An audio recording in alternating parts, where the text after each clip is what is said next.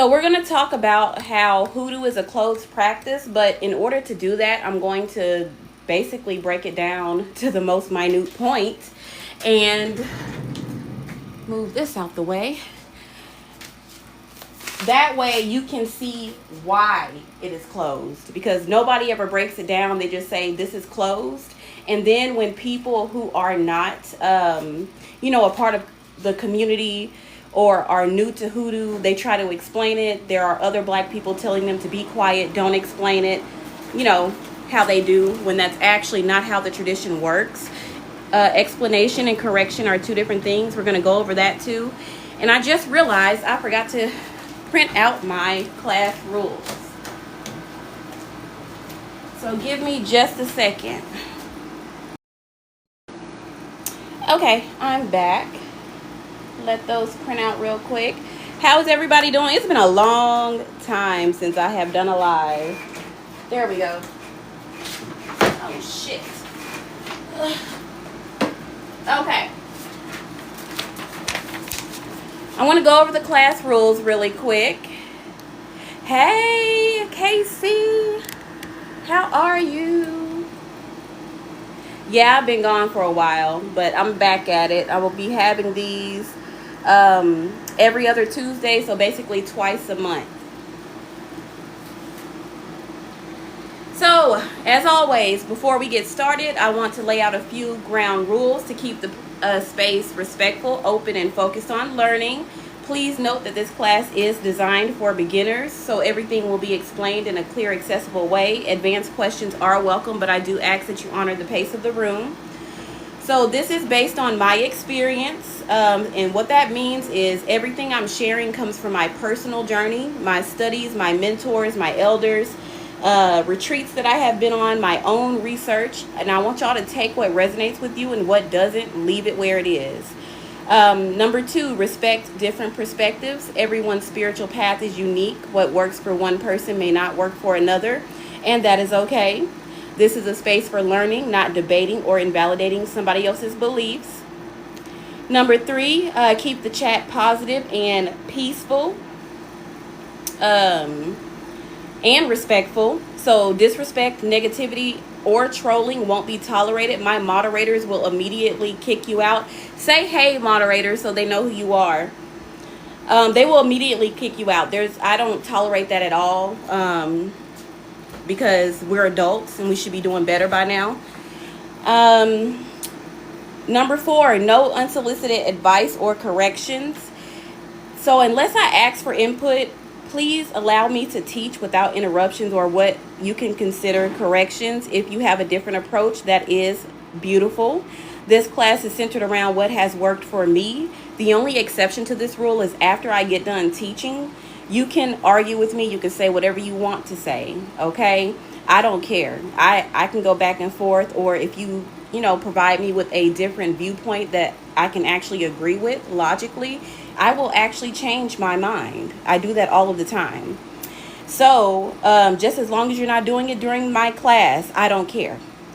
Number 5, no gatekeeping or one right way of thinking. Spiritual work is diverse and traditions vary. There is no single correct way to do anything. More than one way to skin a cat. Only what is true and effective for you. And number 6 is engage, learn, and enjoy. Ask questions, take notes, and be present. You may want to write down your questions as we go, because I do pause between each section to see if y'all have questions. Sometimes my moderators will pin them for me so I can see them. This is an interactive space for growth and understanding and a deeper connection to the work. So please do not enter this class attempting to derail the discussion with arguments like black is a color. Language evolves constantly, especially within communities and cultures that repurpose words to describe shared historical, cultural, and social experiences. In this class, the term black is being used in its widely understood cultural and social context, referring to the people of African or Afro-Indigenous descent. African diasporic identity as well. So if you don't want to be called African American, everybody black. Y'all know who I'm talking about, the collective. I'm talking about everybody. So, this is a disclaimer. This class is rooted in metaphysics and spiritual science. Oh, well, this one actually isn't, so not this one. So I'll skip that one because this one isn't one of the metaphysical classes. So any mention of closed or lineage-based traditions while I am talking about this, including those protected by bloodline, initiation, or cultural restriction, is shared as an example, not as instruction. I do not teach or reveal rituals, secrets, or initiatory material belonging to any closed path. My focus is on basically the science, psychology, metaphysical foundations that exist across many cultures around the world. How energy, intention, spirit, and why this is closed is what we'll be talking about today. So by being here, you agree to honor cultural boundaries and understand that this is a space of education and not a substitute for initiatory training or mentorship within any closed system. So if I mention any spirits, any deities, ancestors by name during this class, it is solely for educational or historical reference. Mentioning them does not grant anyone permission to call upon, invoke, or work with any of these spirits. I'm not going to mention any in here, but just in case so you can know. So education is not initiation. I say that all the time. And learning about a spirit does not create a spiritual relationship with it. So always approach any ancestral or spiritual energy with respect, discernment, and proper guidance from within your own lineage. Okay? So if you, and that is all of the rules. I know they're long, but they're necessary because, you know, people don't know how to act. So this is the class materials. If you have not downloaded them yet, it'll help you follow along because the board only has a little bit. I ended up throwing my other board away, so I only have one now. So I can't switch out boards anymore until I go get another one. So if you want to easily follow along, you can download these on my page. So just go to my TikTok profile and you will see this. This is what the first page looks like on the TikTok profile. And you can download it by clicking those three dots on the corner of the screen, clicking download and select photo, and it'll download all of them to your gallery. So we're going to start on the first one, that is what is tradition. I want to do an introduction first as always, but that is the first one that we're going to start on. Okay, does anybody have any questions before I get started? Let me see if I missed anything. Education is not initiation is a word. Hey, Noni, I didn't even see you come in. If I get to talking fast, it's because I've had a lot of coffee. Okay. So, if you spent any amount of time on social media, you've probably seen people arguing about whether a spiritual tradition is open or closed. And I'm talking about hoodoo. I'm not going to even sugarcoat it. So, some people believe that if information is available online or in books, then everybody has the right to practice it. And some people believe that certain traditions belong to only the communities that created them. And I'm one of those people. So these conversations usually become emotional because people start with conclusions instead of definitions. And so that's what this is basically a class of definitions so I can break it down to you. What did I miss? Somebody asked something. To the person that asks, what does open or closed mean? That's literally part of the class. I haven't got to it yet. So, before we can have an honest conversation about hoodoo specifically, we have to first understand the bigger picture of how traditions actually work. So, we're going to talk about traditions first, just in case there are people who don't know the definition of tradition. So every culture has traditions. Every community decides how those traditions are preserved. Some traditions invite anyone who is interested to participate. Others reserve certain teachings for families, initiates, members of the community. Depends on what type of practice it is. Neither approach is unusual. There are different approaches to different traditions. Um, well, save those type of questions. So basically, when y'all ask questions, I want y'all to ask them based on the section that we are on. So if you have questions that are not on the section that we're on, write them down, because I literally have ADHD, and I will go to a whole nother subject and start talking. Yeah, about other stuff. So it's really to help me focus. So whenever we get to that, because I am going to talk about that. So save that question. So right now we're going to talk about traditions, and then I'm going to stop, and then I'm going to ask if you have any questions about that section, and then we're going to go to the next section, and then I'll ask if you have any questions about that section. Okay, so I was talking about how every culture has traditions, and one of the biggest misunderstandings that I see online is people assuming that every tradition follows the same rules, whether it be energetic rules, ethics. Everybody assumes that their mentality is everybody's mentality. They compare traditions that were created under completely different historical conditions, and then wonder why they have different boundaries. So traditions do not exist in isolation. They are shaped by the people who created them, the challenges that those people faced, and the purpose that they were created to serve. So this class is not about telling anybody what they have to believe. I keep telling y'all, my goal is to give you the historical framework needed to understand why traditions have boundaries and why these boundaries look different from one community to another. And once we understand that foundation, we'll apply that principle to Hoodoo on the other side of the board, and then we'll explore why Hoodoo is a closed ethno-cultural tradition. It is all, just in case y'all don't know what ethno-cultural tradition is, by the way, it's basically a tradition that belongs to a specific group of people.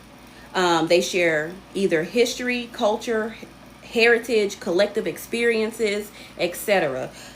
They're basically traditions that are shaped by the lives of the community that created them. And then they're passed from one generation to the next. And they share customs, values, language, stories, practices. And while people from outside the community may study or appreciate those types of traditions, the tradition itself remains rooted in the identity and lived experience of the people in whom it belongs to. Okay? So by the end of this class, my hope is that you will be able to recognize the difference between learning about a tradition, respecting a tradition, and participating in a tradition. Even if you don't agree with every perspective that I'm about to go over today, you'll have the knowledge basically to understand why these conversations exist and how to approach them with a better historical and cultural awareness, because a lot of people are tone deaf. Just like the young lady, I believe she said she was, what did she say she was? Hindu? The Hindu lady who basically went on a rant about why Hoodoo is closed. And all of her information in her video was literally stuff that white people say all of the time about our tradition that's not true. She regurgitated things instead of, a lot of stuff can be fixed with Google. And I'm dead ass serious. Half the shit that she was saying in her video, she could have Googled it and known better. But people don't research anymore. They think something, and then they immediately get online and they say it without thinking. But anyway, what is a tradition? Before we can understand the difference between open and closed traditions, you need to understand what the tradition is. So, like I said before in the intro, traditions are in every culture. Some are religious, some are spiritual, some are cultural, others are ways of preserving family or even community identity. That's another one. So they can include language, music, food, ceremonies, clothing, holidays, oral histories, healing methods, artistic expressions, and even the ways communities solve problems or celebrate important milestones. Like a quinceañera, that's a type of tradition. So in other words, a tradition is not limited to what people believe. That's the point I want y'all to get. It includes how people actually live. And that is how Hoodoo is based. It's based on how Black Americans actually experience America. But we'll get into that later. So one of the most important things to understand is that traditions are created by people. They don't appear overnight. And they don't exist independently of those communities that practice them. So every tradition develops within a specific historical, cultural, or social context. And the experiences of those people who created the tradition shapes its beliefs, its customs, and even the boundaries that surround it. A quinceañera, I believe that's a sweet 16. I think it starts with a Q as well, by the way. So,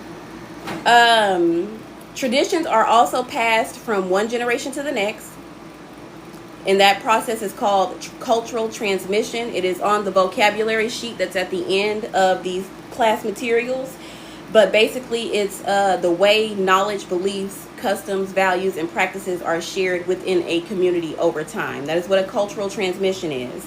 So sometimes this happens through formal teaching, but more often it happens through everyday life. Like the sayings that Black folks say, AABE is considered a cultural transmission. Because we really are the only ones who know. And I agree that people need to stop explaining it online. But that is considered a cultural transmission. So children learn by observing parents and grandparents. Elders teach through stories, songs, demonstrations. They're telling stories about their life, celebrations, lived experiences. And in many communities, traditions survive not because they were written down. Okay? Okay. But because they were remembered and practiced and shared. So although traditions are preserved, they are not frozen in time. Communities naturally adapt to changing circumstances while maintaining the core values that make the tradition recognizable, which is one of the main principles of Hoodoo.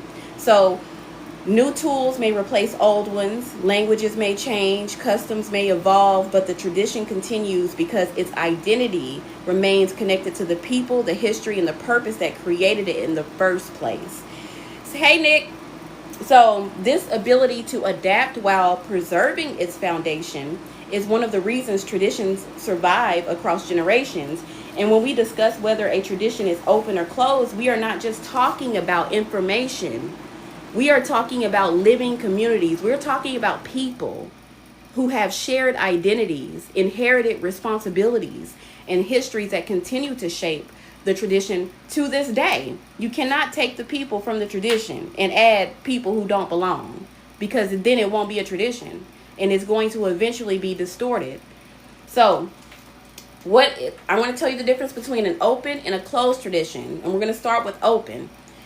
So we understand what tradition is now, so we can start exploring the different ways traditions are shared. An open tradition allows people to learn, participate, and become members regardless of their ancestry, their ethnicity, nationality, family background. It doesn't matter. Every open tradition has its own expectations and standards. The defining characteristic is that participation is available to anybody who sincerely chooses to follow the teachings.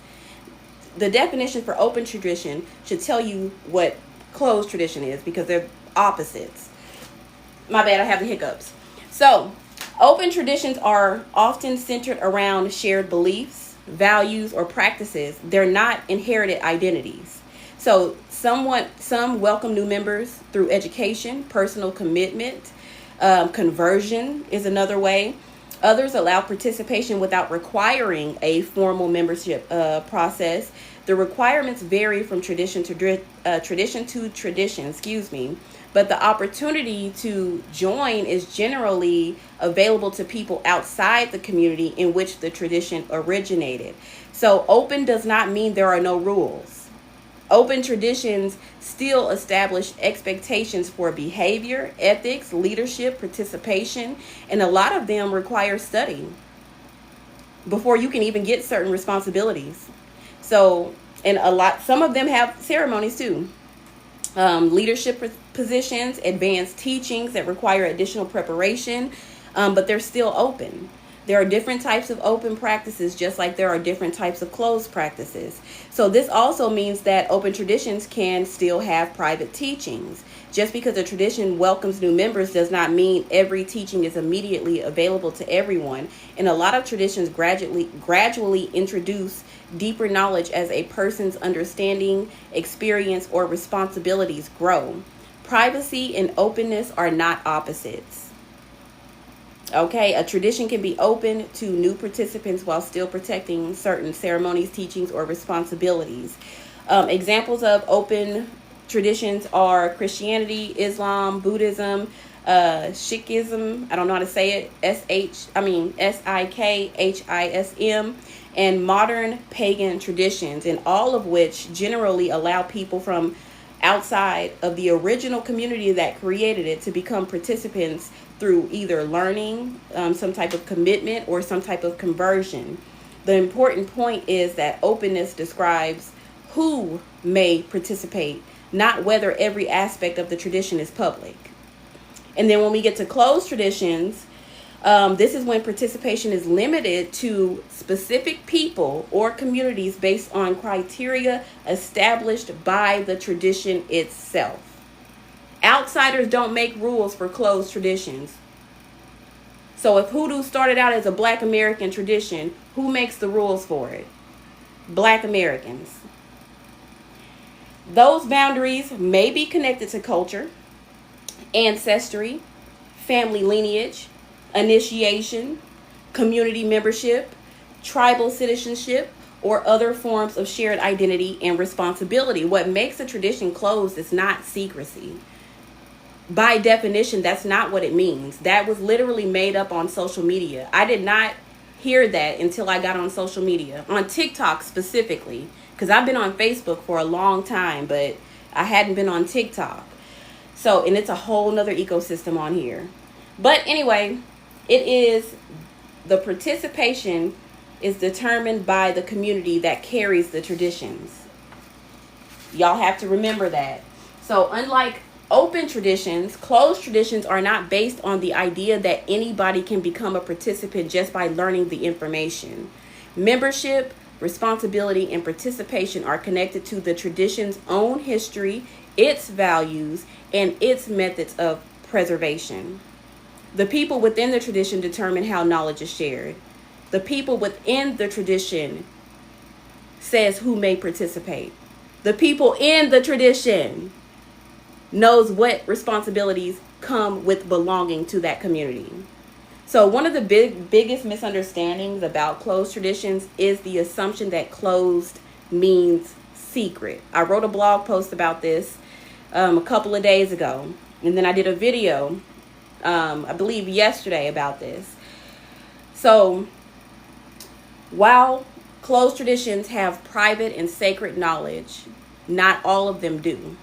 So there are closed traditions that don't have like secrets at all. There are types of closed practices like that. So, and then there are some that have public information and secret information. So a tradition may openly publish books, teach history, or share aspects of its culture while still maintaining boundaries and participation. Public information does not automatically make a tradition open. That is not what that definition means. These boundaries exist for a lot of reasons, especially for Black folks. A lot of communities preserve traditions through family lines. Others require initiation or acceptance into a living community. Some protect traditions because of historical persecution, colonization, slavery, or repeated cultural exploitation. The reasons vary, but the principle is still the same. Like I said in the video yesterday, the people within the tradition defines its boundaries. Examples of closed traditions can be some within the tradition defines its boundaries. Examples of closed traditions can be some indigenous participation, Some family traditions are preserved within particular families. Hoodoo is a closed tradition by bloodline as well as community. But each tradition establishes its own boundaries according to its history and its community. The defining characteristic of a closed tradition is not that it hides information. It is that participation is determined by the people to whom the tradition belongs to. That is what a closed practice is. Not this made-up definition that they done gave you online to silence black voices. I still think an agent made that up. I still believe it. Because if you pay attention to the people who are told to be quiet about their tradition, it's black folks. White people talk about hoodoo all the time on their pages. There is no one in their comments telling them to be quiet. That's a secret. But as soon as I post a video correcting somebody, I get somebody in my comments talking about, quit explaining stuff to white folks. By me correcting someone, which is my job, by the way, that's one of my jobs in this tradition, is to correct stuff when I see it. Y'all don't find that funny that they only do that to us, but they don't do it to the white people who are actually practicing, and they shouldn't be? But anyway, I done got off subject. We're going to talk about the spectrum of access now. So, I want to give you the definition of spectrum of access because I actually created this myself. This is one of my theories that I created based on patterns. If y'all don't know, I study patterns and I create theories from those patterns, and then I create classes. So, the definition that I gave, spectrum of access, the range of levels through which knowledge, participation, and responsibility are shared within a tradition, recognizing that different aspects of a tradition may be accessible to different people based on the tradition's own customs, requirements, and community boundaries. And of course, I'm going to break it down to simpler form for you because that was a lot. So one of the biggest misconceptions about traditions is the idea that there are either completely opened or completely closed. That is not a reality at all. There's no such thing as absolutes in this world. But in reality, a lot of these traditions exist on what we can think of as a spectrum of access. That's what I decided to call it. So instead of viewing traditions as having only two categories, it's more accurate to understand that different levels of knowledge and participation actually exist within the same tradition. So this is, let me scoot this in so y'all can see it better. So, I want y'all to think about it like this. Not every person within a tradition has the same responsibilities, experiences, or access to knowledge, which y'all already know, especially if you are in a closed tradition. You know, like, I didn't even get the oral tradition until I had been practicing hoodoo for 10 years. 10. Okay? So, it's levels to it. So, so a child learning family customs does not have the same responsibility as an elder. A new member might not yet have the same understanding as somebody who has practiced for decades. Leadership comes with additional responsibilities, and those responsibilities may require access to teachings that are not shared with everybody else. So for this reason, traditions frequently organize knowledge, okay? And I broke my pointer in my move, y'all, so I gotta buy another one. So traditions frequently organize knowledge into different levels of access. So some information is completely public, and that's right here. This is usually history and things like that. And it can be shared with anybody. So that's historical facts, general beliefs, cultural customs, and even educational materials are made available so people can learn and understand a tradition. You can't expect someone to respect a tradition and they have no understanding of what it actually is. Okay? So, other knowledge is educational. I need to turn that off. My bad, somebody walked in. So it may be shared with students who, and that's on here too, students is the next one, who have chosen to study the tradition by learning the material. And education increases understanding, and then they will eventually go into a community member, and they'll eventually go into a worker if they do have that calling, the spiritual gift of root work or something like that. So, and then there's some knowledge that belongs to the community, and these are customs, ceremonies, and responsibilities. Then there are some that are inside of community as well that are specifically family traditions. And I forgot to tell y'all.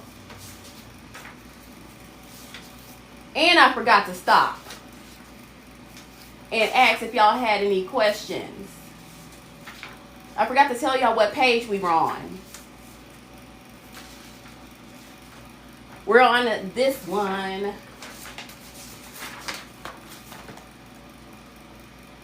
And I forgot to stop. So does anybody have any questions before I go on? This is what I'm going over. So public information, students, community members, and now we're on initiates.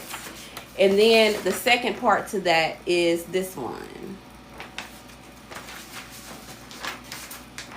Did anybody have any questions? Nope, just wanna, okay. Oh, thank you so much, Kiki. Yes, Real Sassy, what's your question? Get some water. Is your father Black American?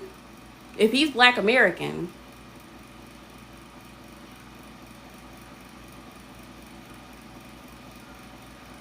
okay, you will need to get either an elder or a practitioner to do some divination for you. And I also have a educational playlist on my page, and it's called Hoodoo Education. So if you don't see the playlist right on my page, click that arrow that will take you to all of my playlists, because I have a bunch of them. I have hundreds and hundreds of educational videos, if y'all didn't know that, and they're categorized for you so you can find them easily. But under the Hoodoo Education, the very first video is a 13-minute video teaching you like what a calling is and how you know you're actually called to hoodoo. And then it also has a questionnaire that you have to fill out. And I go over the entire questionnaire during the video so you can understand it, and then you fill it out, and by the end of that questionnaire you will know if you're called to hoodoo. It's literally the very first video on that playlist, and it's called Hoodoo Education. So does anybody have any questions about open and closed practices, traditions, or spectrum of access? You're welcome, Real Sassy.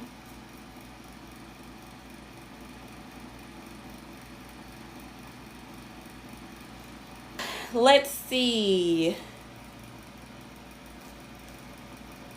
Where was I? I went to community. That's customs and ceremonies. I was telling you that family traditions exist within the community as well. I think that was the last thing I said to y'all.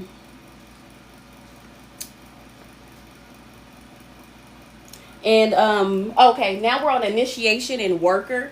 So some forms of hoodoo do not require initiation. Your blood is your initiation. So that's why I put /worker, because not all types of hoodoo require initiation. So initiation is not just a ceremony, okay? It represents a commitment, a relationship with the tradition, with the community, and the acceptance of responsibilities that come with that deeper participation.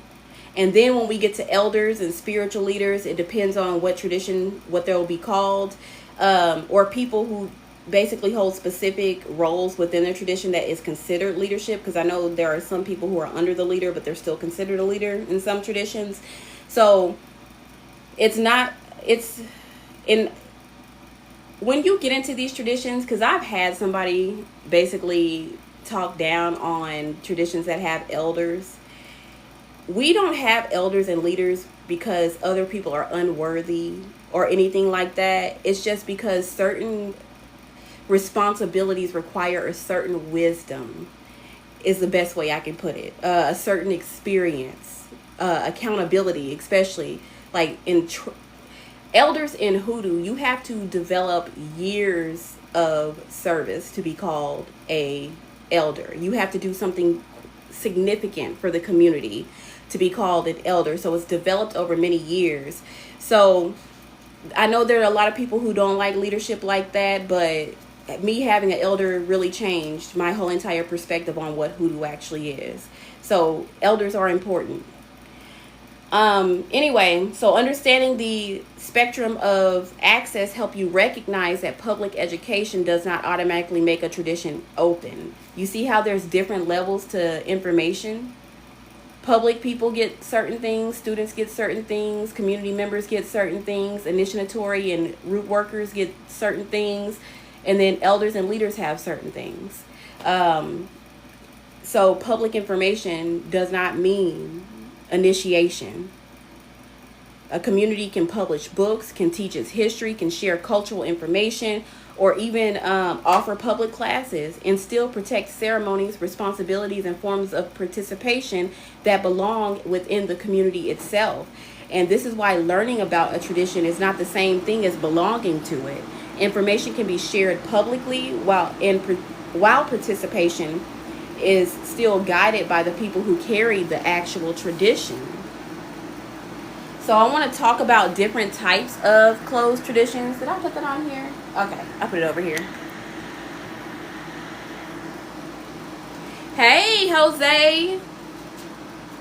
So I want to talk about the different types of closed traditions. It's more than this, but I just put the top 6. So we're going to start with ethno-cultural traditions. And these are going to be, I'm going to give historical examples of each one of them as well. So an ethno-cultural tradition, which is here, belongs to a particular ethnic or cultural group and is shaped by the group's shared experience, history, identity, customs, and collective experiences. And this is what Hoodoo falls under. One of the categories. Hoodoo actually falls under multiple of these categories. As you can see on this sheet. These sheets, Hoodoo falls under almost all of these, except for esoteric. So different types of Hoodoo, and I want to show you which ones. And we're on this page, by the way. I forgot to tell y'all. Ethno-cultural traditions. So they express a people's identity, and these types of traditions are connected specifically to those people's historical journey. It's literally connected to their history. So it's not like traditions that invite participation from anyone regardless of the background. Ethno-cultural traditions are rooted in the lives and of the communities that created them. So their ceremonies, their stories, their practices, their worldview reflect generations of shared experiences, including migration, slavery, survival, colonization, celebration, persecution, resilience. And because these traditions preserve cultural identity through the practice, the communities themselves determine how they maintain and pass it forward. So their purpose is not only to preserve spiritual knowledge, but to also preserve their history, values, and the identity of the people. I talk to a lot of people about Hoodoo every day, and one of the biggest things that people do not know is that we have historians that record our history. They don't know that Hoodoo is a historical record, even though that's public knowledge. So what purpose would somebody outside of Black American culture have for Hoodoo if it's a collection of our history? But anyway, historical examples. Hoodoo developed among descendants of enslaved Africans and Afro-Indigenous people in the United States and reflects their unique historical experiences. Indigenous people They fall under this as well. Um, and Native Hawaiian people, they also fall under ethno-cultural traditions, because they have spiritual practices that remain rooted in their identity and their history. And then when we get to bloodline traditions, bloodline and lineage traditions, which is the next one. Oh, did anybody have any questions about ethno-cultural traditions? And we're going to move to this one. Any questions about ethno-cultural traditions?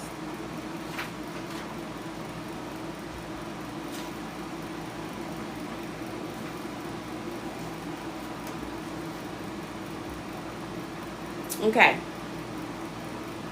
So, bloodline and lineage traditions are preserved through families and descendants. So, knowledge is passed from one generation to the next through relationships, lived experience, and inherited responsibility instead of through public instruction by itself. So, a lot of family traditions survive because elders intentionally taught younger generations over many, many years. These traditions may include ceremonies, healing, knowledge, stories, prayers, responsibilities that remain within the family. And others may learn about the tradition academically, but they belong to the bloodline, so it's still considered a bloodline tradition. It just creates a different relationship to that inherited knowledge. So it's important to understand that ancestry by itself does not automatically make somebody knowledgeable. Because a lot of people be throwing their bloodlines around, and then what comes right after it be a bunch of bullshit. Like, it don't even be real information. So just because they say they are bloodline, they have been in this many generations, it doesn't mean that they know what they're talking about. But anyway, a historical example of this is family hoodoo. There is a type of hoodoo that is specifically for families. And this is passed down through families.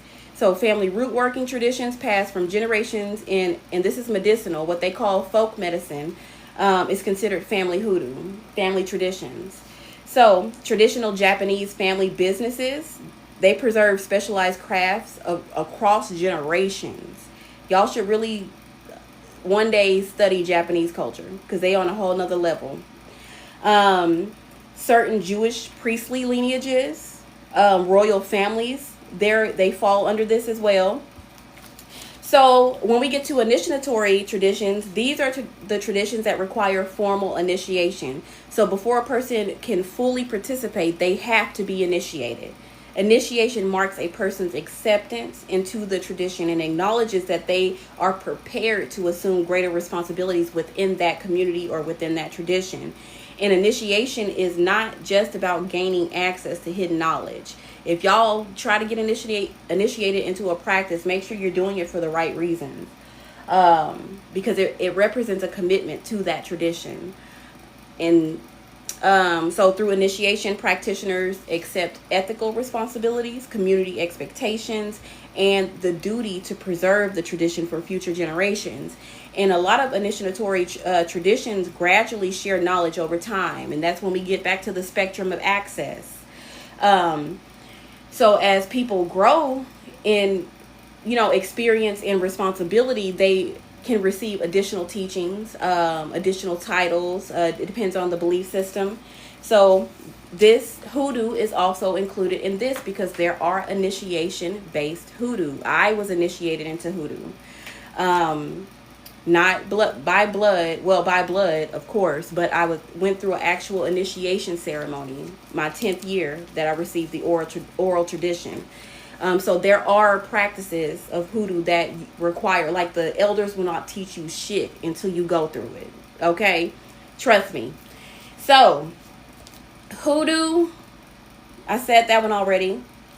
Again, I'm sorry, not hoodoo. Oh yeah, hoodoo. So this also includes Ifa, Lukumi, Santeria, Apollo. I know if I pronounce them wrong, I'm sorry, y'all. I don't have y'all's accents. Freemasonry is one. If y'all didn't know that, they require initiation. And then when we get to community-based traditions, hoodoo also falls under this one. So some traditions are preserved within living communities rather than through ancestry or formal initiation by itself. So participation depends on becoming part of the community. So building relationships and sharing in its responsibility. So community-based traditions recognize that knowledge develops through lived experience. Knowledge develops through lived experience. Participation is not just about learning information. It's also about contributing to that community, the entire well-being and continuity of the community. So communities determine who belongs, how newcomers are welcome, and what responsibilities. And Amish people fall under this. Indigenous communities falls under this as well.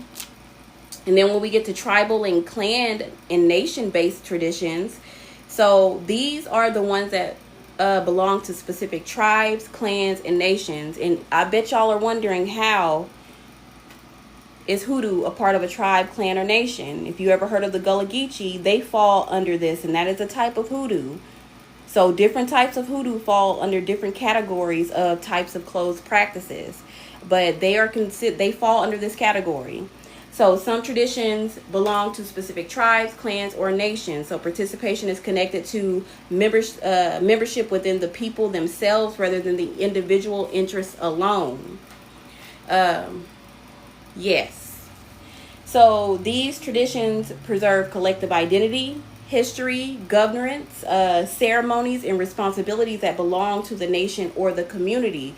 So membership may be determined through citizenship, kinship, clan affiliation, or other traditional systems recognized by the community. Examples of this is Gullah Geechee Hoodoo, ceremonies with specific Native American tribes, Afro-Indigenous tribes, trying to think, Aboriginal Australians, they will fall under that.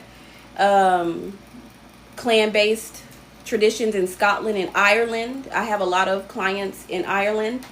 And y'all, I'm going to tell y'all something. And I want y'all to research this yourself. If y'all ever talk to somebody from Ireland and they tell you about their beliefs, it's so similar to ours. It's kind of crazy. I was talking to one of my, I'm not going to get off subject. I do that all the time. But study Ireland's, like their indigenous, or not even indigenous. Well, that is the right word for if you're talking about the anthropologist definition of indigenous. Study some of their stuff because it's almost identical to what we believe. It's kind of weird, but I found that out by talking to one of my clients. So, historic, esoteric.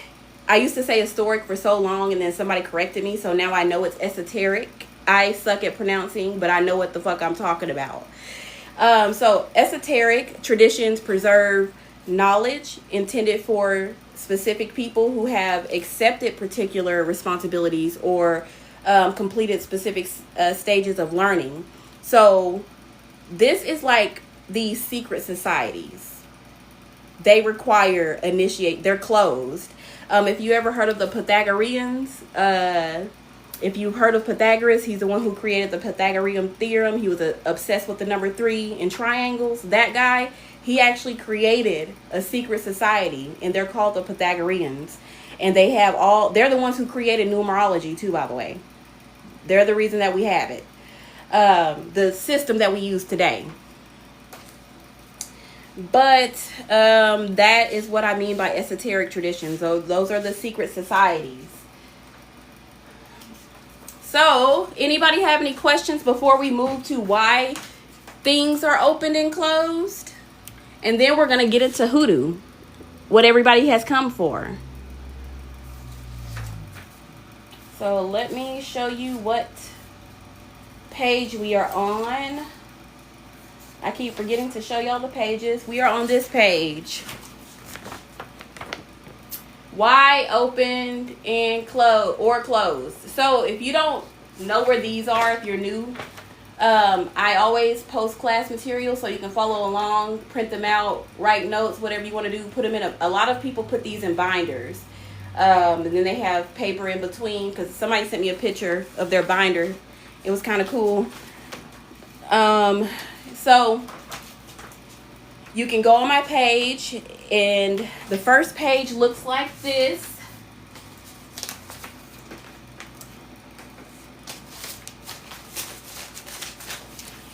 So whenever you get to the post that looks like this, click the 3 dots, click download, and click photo, and it'll let you download all of these.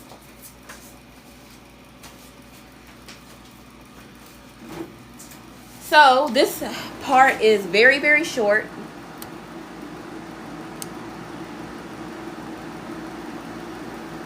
Which one? This one?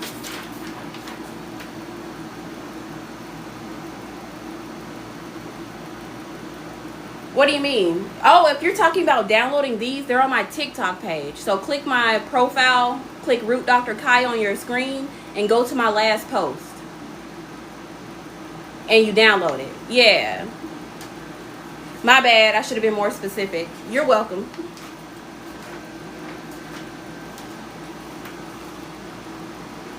It's on one.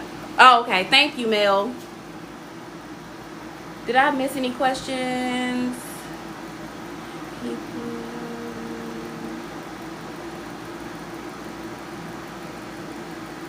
Yes. The Pythagoreans. I just saw your comment, Jose. But, okay. So we're going to move on. Why open or close? This is extremely short. It's only 3 paragraphs. Okay. So, history shows us that some traditions have always welcomed participation for anyone. Okay? And there are history that shows us the opposite. So, neither one is wrong. I tell people this all the time. Just because a tradition behaves in a certain way, you have to look at the history of that tradition to know why it behaves that way. You can't get mad because a tradition will not let you in. So history has shown us that traditions also change over time. So there are some traditions that started out as open and then they closed. And some traditions always been open, always been closed. Some started out as closed and now they're open.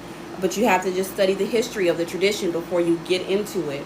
So throughout history, persecution, colonization, slavery, forced conversion, religious suppression, cultural theft is a big one for Hoodoo.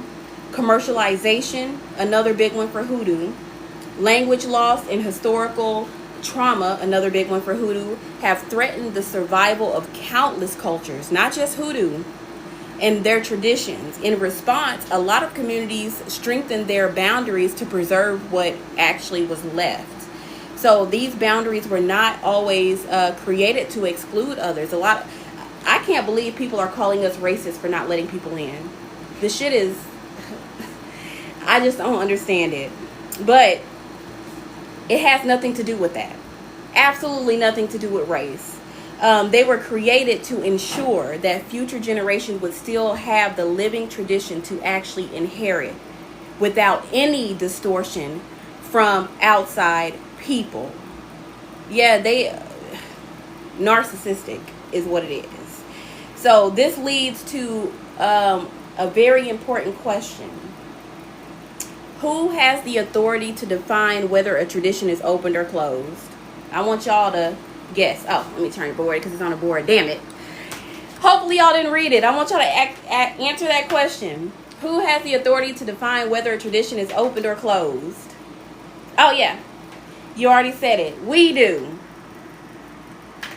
The people who are a part of the tradition. So, tribal nations determine the boundaries of their ceremonial traditions. Religious communities establish the expectations of participation within their own faiths.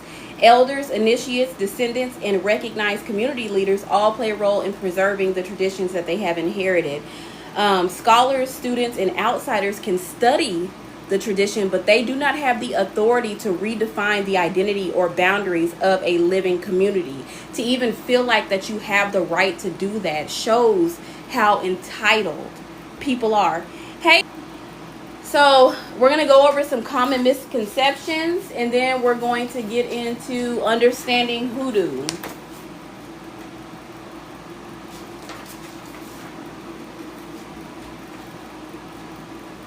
So we have learned what traditions are.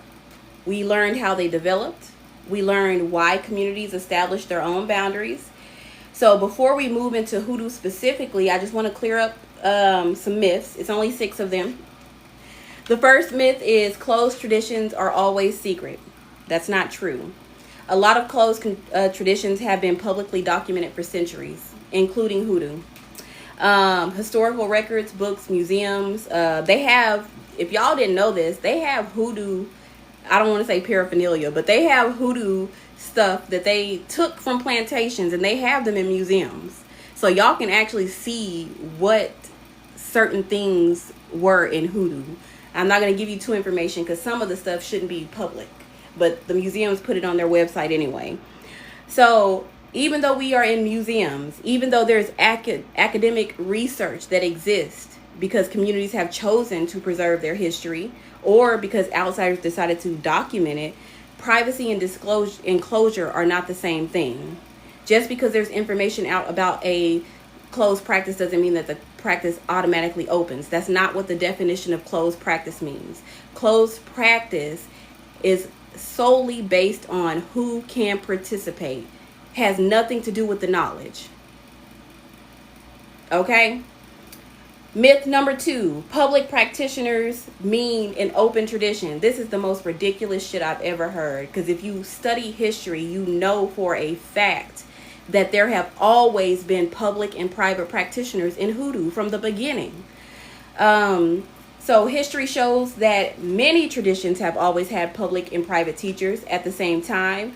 I actually did a video on the history of this. Not a video. It was a blog post. It's on Threads. So you have to go on my Threads to see that. But a community may openly educate others while still maintaining boundaries around participation. The reason that public education in hoodoo specifically is so important is because of how distorted it has become. Every single time something massive happens, public things, public teachers always come out. When Zora Neale Hurston went to New Orleans, Father Sims was having public meetings teaching with all types of people in there. So it has always been a thing, but it helps stop distortion, because if we are here, like actual practitioners are correcting people when they're saying stuff wrong, there is going to be Black Americans who will be able to, even though we can't reach everybody, we can help. Because the shit is getting worse. It's getting, every time I turn on this app, it's a new rule that never existed in history. The history of hoodoo. I just read on Threads when I got, it pissed me off so bad, but I didn't even say nothing to her, because bless her heart. Basically giving a tutorial on high priestess in hoodoo and how you have to have certain things to be a high priestess in hoodoo. I've never heard that before. But I'm started ranting again. Myth number 3, every practitioner believes the same thing. That is not true. Living traditions are not monoliths. So there are different family traditions. There are different regional traditions. There are different elders that teach certain things, that require certain things. If you want to learn under an elder, more than likely you have to go through an initiation. I don't know not one actual real elder that will not make you go through an initiation. But if you want to learn through your ancestors, through your bloodline, you can do that on your own. You just have to use ancestor veneration correctly, and the information will just start dropping off on you. I promise you. If you want to learn how to do that, I have a PDF on my website called Ancestral Magic, and it's the metaphysical concepts. There's no secrets in it at all. Anybody who has an ancestral, because we're not the only ones who do ancestor veneration, by the way. We're not the only culture that does that. So learn how to get it yourself or get initiated through an elder. So myth number 4, every tradition closes for the same reason. Some traditions have always been closed because of ancestry, community, or initiation. Hoodoo has always been closed. It was never opened. That is a myth. Others become more protective because of persecution, colonization, slavery, or cultural theft. There is no single historical pattern that explains every tradition. Okay? History is not a monolith. It's never an absolute. So, myth number 5. If people disagree, the other side must be fake. Two things can be right at the same time. There can be practitioners arguing with each other and both of them are right. That happens all the time. They just are arguing about two different regions. That's why if you are a Hoodoo practitioner, you should never be correcting another Hoodoo practitioner, because the way Hoodoo works, you do what's best for you. It was never a tradition that you have to do stuff a certain way. If that was the case, we would be a religion and not a spiritual practice. So if you want to use a herb that has never been in the history of Hoodoo, do that shit because it works for you. And then you write it down so your family bloodline knows that that specific herb does wonders for your bloodline. And now we have a new herb in Hoodoo. Hoodoo is about adaptation. You adapt to your environment. So Hoodoo arguments, they're literally useless. So myth number 6, studying a tradition means that you understand it completely. Absolutely the fuck not. Books, documentaries, and online discussions can teach you history, but they cannot replace lived experiences, relationships, responsibilities, and cultural context. They have to be living within the community to understand. Half the shit that people... Okay, I'll give you an example. There's a white practitioner, I don't know what she was. She's not Black American. I know that.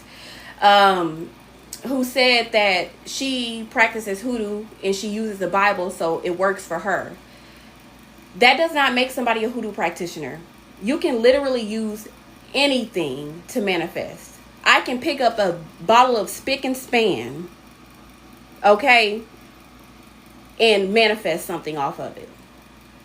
Just because somebody is using the Bible does not mean that they're practicing Hoodoo. That's not what that means. People take popular tools and then trick people into thinking that they have the Spirit's blessing, and they don't. If you don't have the blessing of the Spirit of Hoodoo, you are not a Hoodoo practitioner. And trust me, you will know once you get blessed.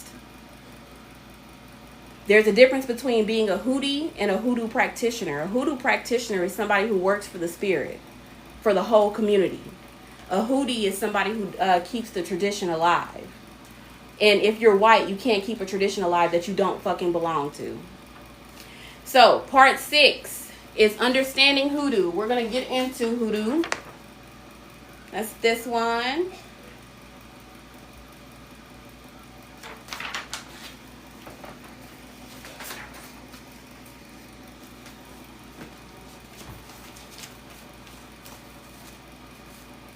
You're welcome. So, we're gonna get really deep into it. We don't have that much longer, y'all. It's only 7 parts, and we're on part 6. They just part 7 is a little lengthy because I'm gonna go over these 10. 1, 2, 3. I think I forgot one. I did. Oh well, it's only 9 up here, but there's 10 of them. So I'm kind of in the middle. Yes, just as long as you, like, not everybody has to be a practitioner. There are some people who are just musicians. They show up and they play the drums for us. They show up and play the piano for us. Somebody comes and sets the beat for us, but they're not practitioners. We have dancers. We have cooks. Like, it's an actual community. Like, if y'all want to learn how a community of Hoodoo is actually run, you can go to my website. Of course, the PDF doesn't have all of the information, but if you can successfully pull off that event and you can send me proof that you pulled off that event on my website using the PDF that I gave, I will teach you for free. I will teach you how to build a community in your state for free. Literally tell you everything if you can pull it off. Okay? So go, if you want to build a community of hoodoo, go to my website, go to the Hoodoo Heritage Month event page, download that PDF, and try to implement that in your state. If you can't do a statewide, do a citywide, do a countywide, whatever you can pull together. And if you can successfully do it and you can get people to actually run it that way, I will help you with your community for free. Can't close. Exactly. What's this? You can't close the practice that's built on other people's magic. What does that mean?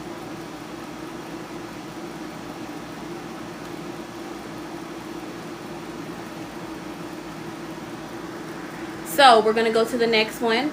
So before we can understand, no, it doesn't. And you can let them stay because I'm about to school him. Don't kick him out yet. Okay? So, hey, boo. I saw your text message, but I was teaching QG when you sent the text message, so I hit you up. So, Uncle Birch, hoodoo does not contain Native American and European traditions. That is a lie that white folks wrote in books. Real hoodoo, what Chinese magic and Jewish magic? Give me an example. Give me an example. Give me an example of Italian magic that's in hoodoo. Give me an example of Jewish magic that's in hoodoo. Real hoodoo. Give me an example of European, any type of European magic. I want you to give me an example of it. The problem is y'all don't know what hoodoo is. Y'all know what white people wrote in books. So come on, give me an example, sir. I'm ready for this.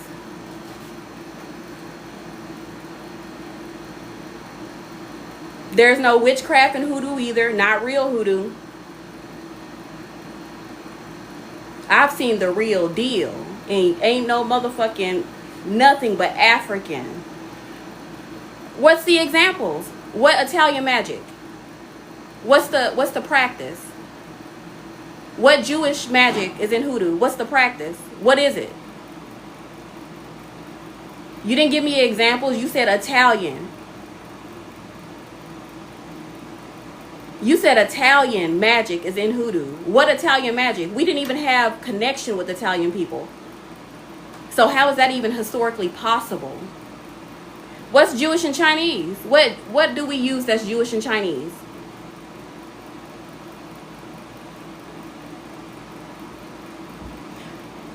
Ancestor money is not a hoodoo tradition. That's witchcraft. Real hoodoo practitioners, we don't use fake money. So give me another example. That's not real hoodoo. Almost 90% of the herbs that were in America are in Africa. Try again. And then the thing about the herbs, that's what I was going to say. Our ancestors were scientists. 90% of our ancestors never had any contact with indigenous people. But you know what they did? They went outside, they used their science, and they figured out how to use the herbs of this land, which was something that they already had. Did you know that Africa at that time had the most advanced medical systems in the world at that time? Did you know that? So when Africans came over here, they actually had more medical knowledge than the people who kidnapped them. So what do you mean? They are the ones who brought herbal medicine to America. Like actual apothecaries and drugstores, black folks started that. And you know what white people did? They passed laws to make it, basically, you have to have a license to sell these. Keep in mind, at that time, they made sure that black folks couldn't read and write. So they made it a requirement to have a license to push them out. The ones that they couldn't push out because they were too smart and they actually could read, they burned their fucking buildings down. So it was stolen. So try again.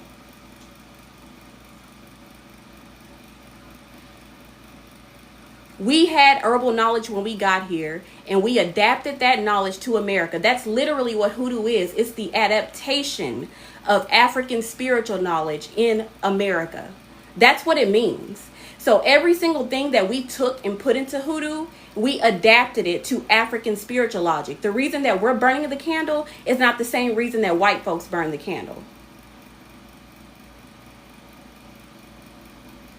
Okay, the reason that we're collecting mint, it's not the same reason that white folks was collecting the mint.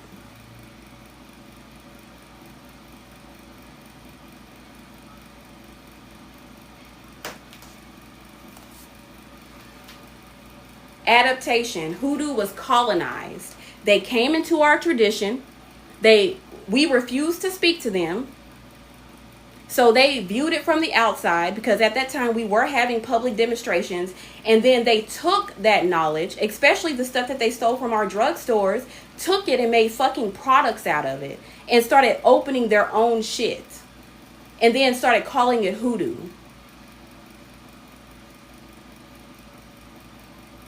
Anyway, understanding hoodoo. So hoodoo is a closed ethno-cultural tradition.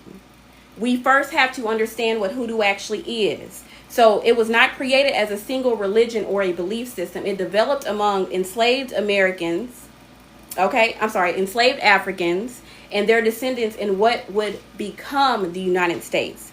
And it wasn't just Africans. It was enslaved Africans and in Afro-Indigenous people as well. Because the oral tradition says that when our ancestors got here, they said that there were other people who looked like them that were already here, and they were enslaved as well, and the light-skinned ones were let go. That is oral history in hoodoo.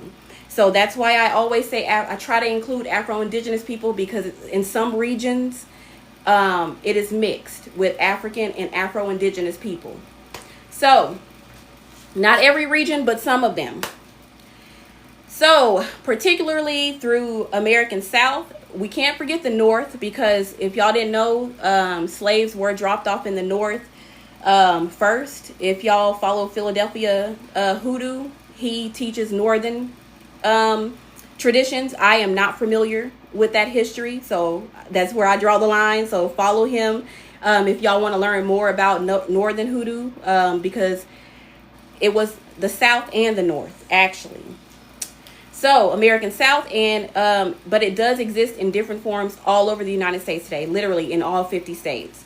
So it was shaped by people from many African nations and tribes and ethnic groups who were forcibly separated from their families, their language, and nations, but carried fragments of their cultures, spiritual knowledge, healing traditions, agricultural knowledge, and worldviews with them. So over generations, through tradition, those traditions blended with the realities of life in America for Black folks. So hoodoo became a system of survival, healing, resistance, protection, and community care. It drew from African cultural foundations while adapting to new environments, new plants, changed laws. So Christianity for a lot of practitioners, and the lived experiences of Black Americans. And because of this history, hoodoo is more than a collection of spiritual practices. It is also a cultural tradition that preserves the history, resilience, and identity of the people who created it. It's literally our history and the adaptation of our spiritual knowledge in America. So understanding hoodoo requires understanding the people whose lives actually created it. So the historical conditions that, when we get to the historical traditions that created hoodoo, let me drink some water. I told y'all when I first started I had too much coffee, y'all. I be trying to stay awake. I've been working too much. So when we get to the historical conditions that created hoodoo, hoodoo cannot be separated from its history. So enslavement disrupted families, like I said before, languages, religions, and cultural identities, but it did not erase them. So African knowledge survived through adaptation. Funny how I'm talking about this now. If he would have waited a few fucking minutes, he would have heard this. Healing traditions continue through the use of local plants. Spiritual practices were preserved through prayer, symbolism, songs, stories, coded language, and community memory. So even though hoodoo looked like one thing on the outside, the inside has always been fucking African. The spiritual logic is what it is. That's the soul. It looks like one thing to y'all, but it ain't that. Talking about some fucking ancestor money. Don't know hoodoo uses that for hoodoo. We use real money. We be throwing $100 bills and coins. Anyway, and when we were in Africa, we were using cowrie shells. That was considered money back then. So we been doing that shit. Real shit. Hey, boo. The enforcer is here. Lineage, she made it. So as black communities grew across different regions of America, hoodoo, oh, I'm in front of the board. My bad, y'all. Hoodoo continued to develop alongside them. So local geography, available plants, regional customs, migration, and community experiences all influenced how the tradition was practiced. So this is why hoodoo contains regional variations, because we're still sharing the same common historical foundation, but the diversity reflects the different experiences of black communities throughout the United States. It's not a separate tradition. We just all had different experiences. And because hoodoo was created through this shared history, it cannot be separated from the people or the historical experiences that actually gave hoodoo life. To remove hoodoo from that context is to remove the very foundation in which it was built on. You cannot practice hoodoo without the history. I say that shit all the time. If you have not learned the history of hoodoo, you are not a hoodoo practitioner. So, throughout much of American history, black spiritual traditions have always been misunderstood, rewritten by fucking white people, criminalized, ridiculed, and deliberately suppressed. So practitioners faced social stigma, legal consequences, violence, exploitation, and the constant threat of having their knowledge misused or taken from them. And in response, a lot of families and communities basically developed ways to protect what they carry. So what y'all thought we were doing that looked European was actually African, but we had to do it that way so y'all wouldn't steal the shit. Look, he done got me heated. My bad. Let me get back to this. So this protection was not just about hiding information. It's about protecting people, speaking in code, using symbolic language, preserving oral traditions, and limiting access to certain knowledge. People talk about me having the name Medusa all the time. How you a root worker, a hoodoo practitioner? How you black and you got a Greek god? Medusa is a code name for a deity in our belief system. Medusa looks like Medusa to y'all, but she ain't Medusa to us. And you'll never figure out who she is. So, understanding the history helps explain why a lot of practitioners continue to value discernment, family knowledge, community relationships, and cultural responsibility today. The boundaries that exist within hoodoo are connected to the historical experiences of the people who actually preserved it. And so, when we get to those actual boundaries, the boundaries found within hoodoo did not appear overnight, nor were they created without a reason. We developed our tradition over generations, and it was generations of black Americans. I saw a popular creator say that not all black people can practice hoodoo. Not all black Americans can practice hoodoo. That is not true. Hoodoo was created for black Americans. It is not closed to black Americans. We do not gatekeep our own people. That is something that started on social media so they can feel superior because they are practicing. It is not a real thing. So, basically, where was I? I got thrown off again. Oh, I was telling you how it developed over the generations of black Americans.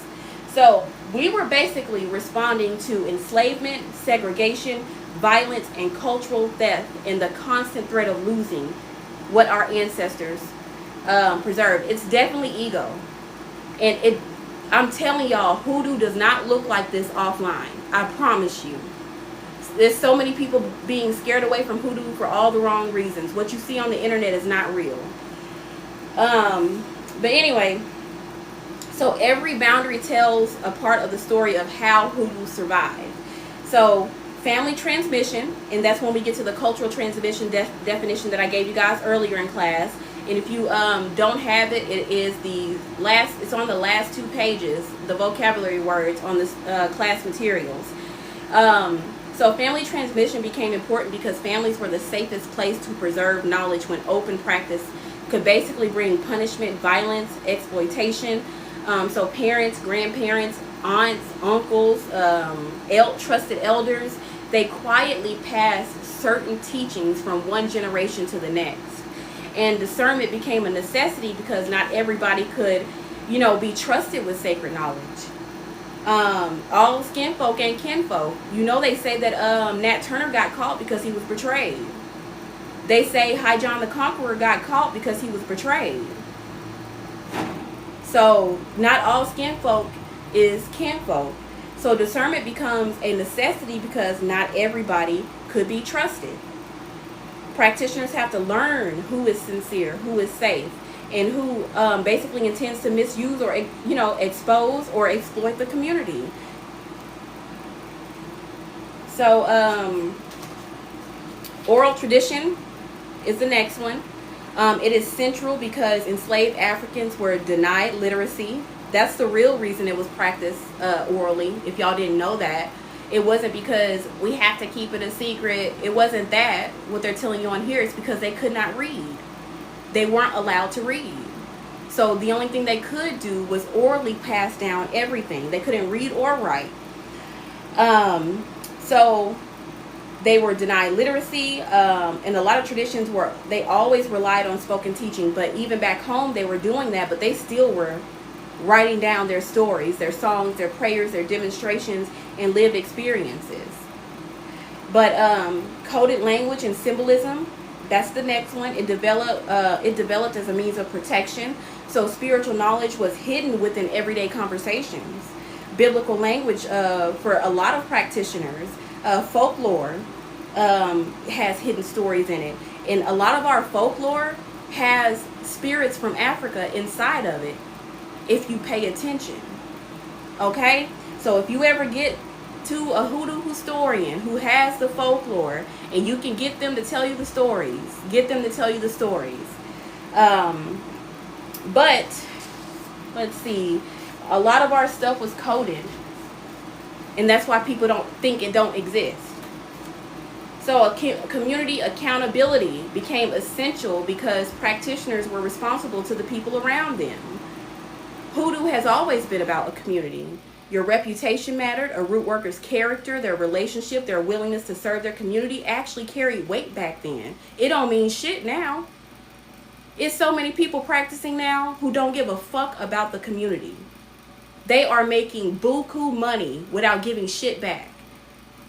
And then get mad at me because I'm not charging for certain things. Initiatory practices became a part. Oh, I skipped one. Cultural preservation. That is a responsibility for all of us because every generation risks losing another piece of history. Every generation we lose something. So hoodoo the more black people know the truth, the easier it will be to save our culture. So all these people telling y'all that all black Americans can't practice don't know what the fuck they're talking about. That's not how this tradition runs. Cultural preservation is the #1 principle of hoodoo. And that's medicine, that's folklore, that's agricultural knowledge for our farmers out there. Food. We have a lot of hoodoo farmers here. If y'all see me post some of them on my page, somebody asked me where I get my long lemongrass smudge sticks. I get that from a local hoodoo farmer, Prosperity Farms here in Little Rock. Y'all should really check her out. I don't know if she ships, but I did share her information. So we have farmers, foodways, music, language, family history, survival strategies. The memory of our people is the most important thing in Hoodoo. So then when we get to initiatory practices, they are a part of Hoodoo. I don't know why. It's literally documented history. So this one, I don't know why people don't know it, because it's been documented by multiple people over the years. So historical accounts, including Zora Neale Hurston, describe practitioners who require ceremonies. They require initiation, testing, formal acceptance before they teach you anything. Or if you want to learn a specific spiritual working, sometimes you have to go through another initiation just to learn another head, is what we call them, or another hand. So while not every Hoodoo family member or community practice initiation is the same, they still exist. And in these communities, initiation was not about creating exclusivity. That's not what it was for. It basically helps protect the integrity of the work. It prepares practitioners for their actual responsibilities. I had an elder have me running errands. Identity became part of Hoodoo because the tradition developed differently across Black communities. So we're going to get into regional identity. So Hoodoo in Arkansas, the Carolinas, Louisiana, Georgia, Mississippi, Philadelphia, Virginia, Texas, Chicago, other regions, they reflect local history, the geography of the place that they live, the available plants at the place that they live, migration patterns, and family traditions. So these regional differences are evidence that Hoodoo grew alongside the communities that carried it. So these boundaries were not created to keep people out for the sake of exclusion. They developed because history demanded it. They helped ensure that Hoodoo remained connected to the people who created it, the community that sustained it, the descendants who actually continue to carry it forward today despite what white people are trying to do to our tradition. And a lot of practitioners who are teaching today, we are teaching to help y'all come back to the reality of what Hoodoo actually is. One of the greatest misunderstandings on social media is the belief that correcting misinformation somehow weakens Hoodoo. That is like the most silliest shit I ever heard. For years, a lot of Black practitioners have been told to stop explaining their own tradition because you're giving it away. And I promise y'all, it'd be the most general shit. And I'll go to the comments and people will be talking about they're telling secrets, and all the person in the video did was put some roses on a candle and light it. And I'm like, anyway, I get upset every time I talk about this, but we are trying to preserve the history of Hoodoo. We are not exposing secrets. It's not the same thing. So when practitioners correct misinformation, we are not telling family secrets. We're not telling private ceremonies. We are not sharing sacred obligations. I remember the last video I posted when I was dancing outside saying goodbye to my land because I was moving here. Somebody was like, why would you post such a sacred thing? What are you talking about? I am literally saying goodbye to my land. And I'm dancing. I bet you if you point out, I can point at the table and ask you, what is this here for? You wouldn't fucking know. What is the rice on my head for? If y'all saw my video, I was dancing with a basket of rice sitting on my head. Do you know what I'm doing that for? Do you know why I have the stick? Do you know why I have 2 altar sets? You don't know shit. You just see something. Uncle Roots, if y'all follow him, he's an elder. He's a natural root worker in the tradition. And he's an elder in the tradition. He said that if I tell somebody that they can use flour to bake a cake, it doesn't mean I have told them any secrets. Okay? That was like the hardest line. I wrote that down in my grimoire. And I did give him credit. But I love that. Now, so We are protecting the historical record. We are making sure that descendants of the people who created hoodoo, along with anybody seeking to understand the history, are learning accurate information instead of internet myths. History has already shown us that what happens when communities stop telling their stories. Look what has happened. Y'all were so scared of white people stealing our shit that they did it anyway. They did it anyway, and then it continues to happen because y'all are telling us to be quiet when we're trying to tell y'all the truth. If everybody is quiet, everybody is going to forget. History has shown us what they do. It is up to us to fill in the gaps for the new generation.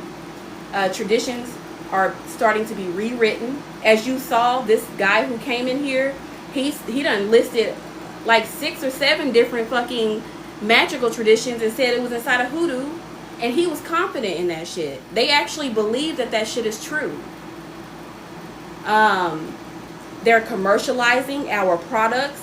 Somebody tried to say that Florida water was manufactured by white people and we started using it. No. If you read Zora Neale Hurston's Hoodoo in America, she was talking about Florida water, but she called it orange flower water. And they made it themselves. It was super popular back then in the black community, before they manufactured their version of it. And it's documented history. So they're commercializing our shit. They're romanticizing our shit. They're like these quick money spells and shit like that. That stuff, that is not hoodoo. That is witchcraft. And they're calling it hoodoo. And they're separating hoodoo from the people who actually created it slowly. So once misinformation spreads, it becomes increasingly difficult for future generations to distinguish documented history from popular opinion. All these people, black people on the internet practicing hoodoo, if you pay attention, they're not actually practicing hoodoo. They're practicing witchcraft and they think it's hoodoo. And it's because we were told to shut up. Not we. I ain't never shut up. I got on TikTok, 4 years ago? So when they tell me to shut up, I tell them, I just block them. Like, you don't tell me what to do. Ain't nobody on here my elder, and half the motherfuckers that be telling me to shut up don't even be from Arkansas. You have absolutely no fucking authority over me.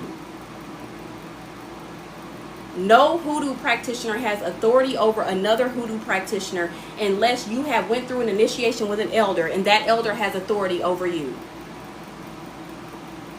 That is not how hoodoo works. It is not a hierarchy. Anyway, teaching public history is not the same as giving away a living tradition. Public history belongs in public conversations. Family teachings belongs inside of families.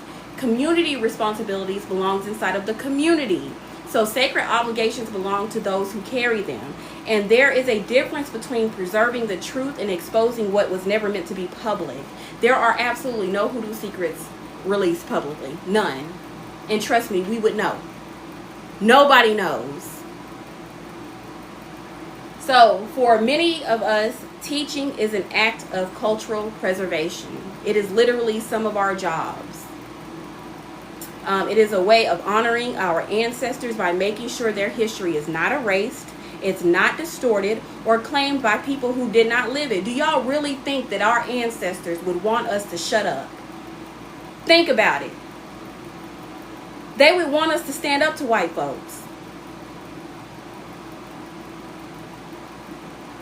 These people, quit listening to these content creators and social media commentators. They don't know anything about hoodoo. Absolutely nothing about hoodoo. So, next we're going to why hoodoo is a ethno-cultural tradition. That is the next page. That's this one.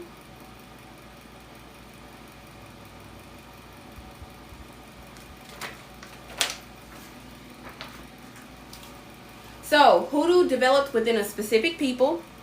That's the first reason. That's when I want to go over these 10 things. Well, it's 9 up here, but it's 10 of them.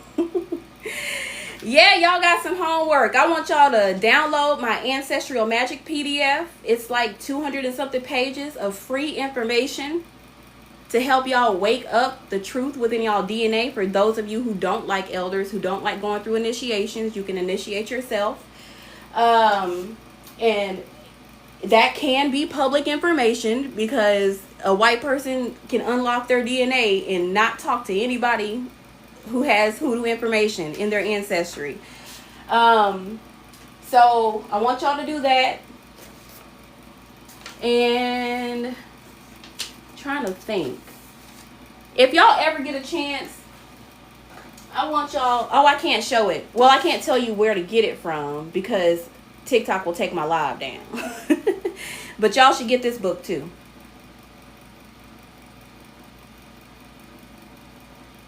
This teaches the history of how they stole everything.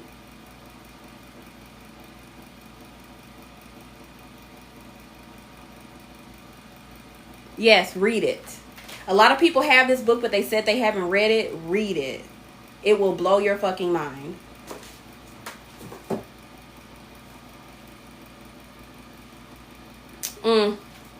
You that too, Pookie. Okay, so the first reason is hoodoo developed within a specific people. This is why it's closed. So hoodoo came from enslaved Africans and Afro-Indigenous people and their descendants in what became the United States. I told y'all that already before. So although the people who created hoodoo came from many African nations, they developed a new African American identity through a shared history of enslavement, resistance, adaptation, and survival. So hoodoo grew alongside the people, and it reflected their collective experiences. It's not a universal spiritual path. It's literally just for Black Americans. Historical examples of the things that developed is African healing traditions adapted with North American plants. The blending of multiple African cultural influences into distinctly African American traditions. Regional hoodoo practices developing through the American South. And if y'all want supporting documentation, I'll post these later. The WPA slave narratives, Zora Neale Hurston, Harry Middleton Hyatt, Newbell Niles Puckett, Dr. Katrina Hazard Donald, and she's the one who wrote this one. That's the book I was telling y'all to get. And then number 2, hoodoo preserved in African. I'm going to post those references because I should have put it on the class materials, but I forgot. So I'll make a list and then post it. So reason number 2, hoodoo preserves an African American ethno-cultural identity. It is a cultural identity. If you Google hoodoo, it will tell you that it's a cultural identity, not a religion. And Google also tells you that it only belongs to African Americans. I just found that out. I didn't know that it knew that. So, an ethno-cultural tradition, like I told y'all earlier, is one that preserves the identity, history, customs, values, and worldview of a particular people. Hoodoo is not just spiritual work. It preserves African American folklore, history, medicine, foodways, music, oral traditions, family customs, community ethics, and historical memory. So these cultural elements developed together and cannot be separated from one another without changing the tradition itself. And everything that I told y'all tonight is literally public information. All of it. Like, y'all can find all of this stuff out yourself, but nobody's looking for it. So this includes folk medicine, spirituals, community healing, naming traditions that's in hoodoo. So African American folklore studies consistently describe hoodoo as part of Black culture, cultural life, instead of a magical practice. Like, if you go to actual historians, actual anthropologists, they will tell you that hoodoo is not a magical practice. It's literally a cultural identity. So historical reason number 3. Hoodoo cannot be separated from the history that created it. So every tradition reflects the circumstances that shaped it. Hoodoo reflects the history of slavery, displacement, resistance, emancipation, segregation, migration, and community building in the United States. So if you remove that historical foundation, and hoodoo becomes something totally different. You cannot practice hoodoo without the history. Some historical examples of that is protection work during slavery, healing and medicinal care, community justice and legal justice, spiritual resilience under oppression. So everything that we did was to fight oppression and to better our lives. Reason number 4, historical oppression. Look, it's the next one. So hoodoo developed under conditions that made open practice dangerous. So slavery, black codes, Jim Crow, racial violence, discrimination, and religious persecution influenced how knowledge was transmitted. So families, communities, and trusted practitioners adapted by preserving knowledge carefully. And that's oral instructions, coded language, quiet community teaching, hidden symbolism. Y'all can look all of this stuff up. Number 5, hoodoo survived through families, communities, and some initiatory practices. So one of hoodoo's greatest strengths has always been how diverse it is.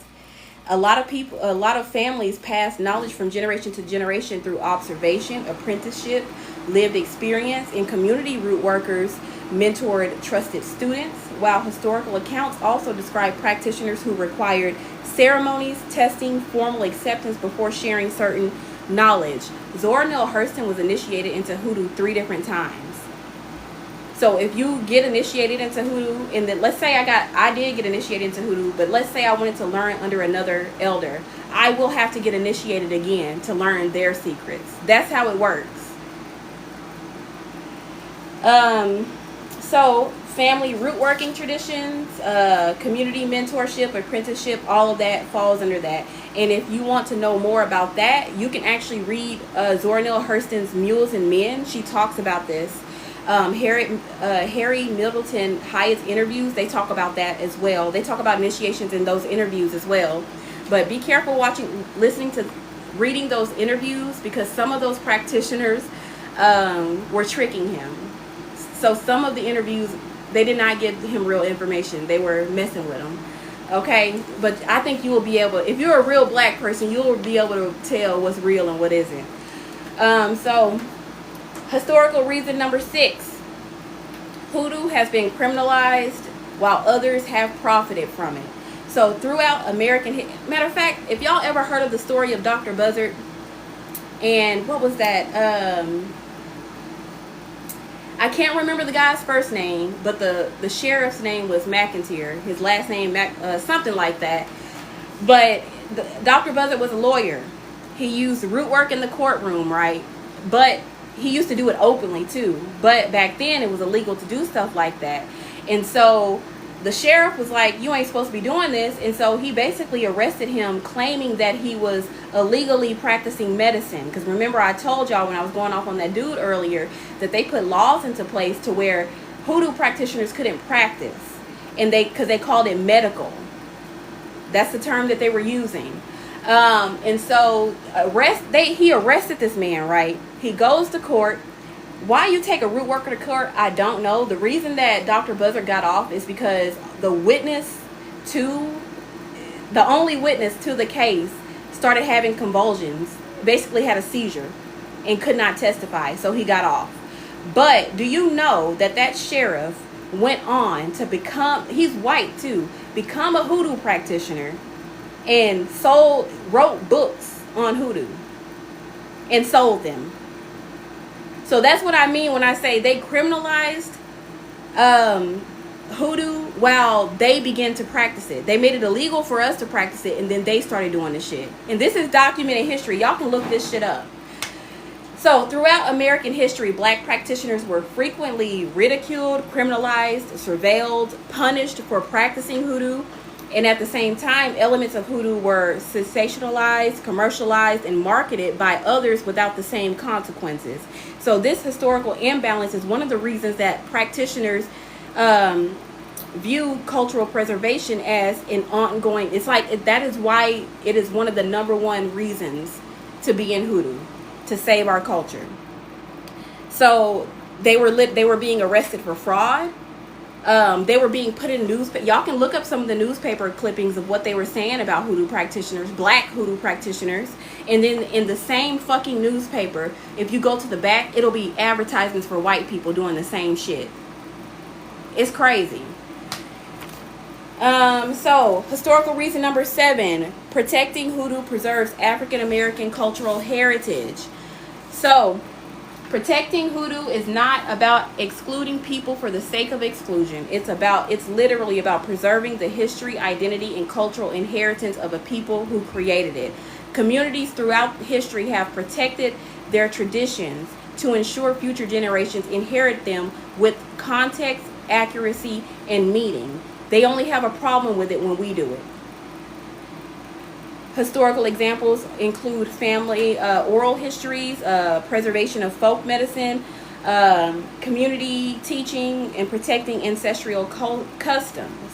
So historical reason number 8, descendant communities have the right to define their own tradition. And that's when we get to, where is it? Where is it? Is that the one I forgot to put up there? Oh, here it is. We have a right to close it. So, we have a right to close our own tradition because it's ours.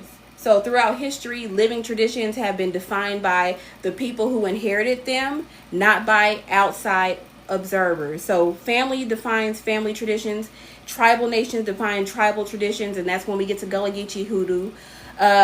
Religious communities define their own practices.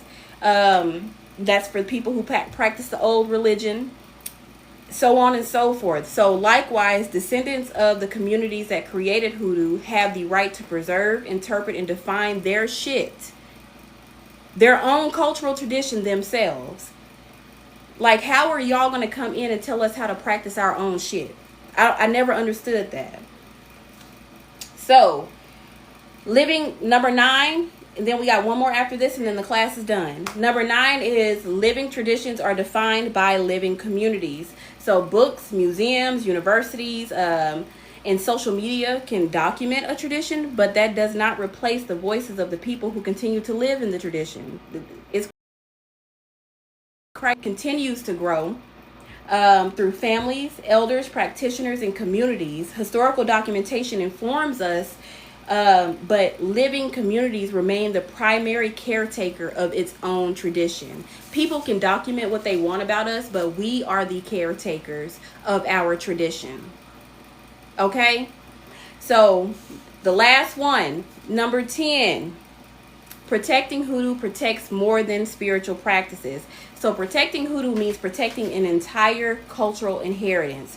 Hoodoo carries language, codes, symbolism, healing traditions, folklore, agricultural knowledge, music, foodways, community, ethics, historical memory, and ways of understanding the world that developed within African American communities. Preserving hoodoo ensures that future generations inherit not only the practice itself, but also the history that gives the practice the meaning in the first fucking place. So when descendants preserve hoodoo, they are preserving a living record of how their ancestors survived, adapted, resisted, and created culture under extraordinary circumstances. The fact that our ancestors were able to keep this tradition alive under the circumstances of the lives that they were living is amazing. And people have the absolute audacity to say we are not our ancestors. You could never be them. Y'all would fold in an instant. So, when that is the end of the class, actually.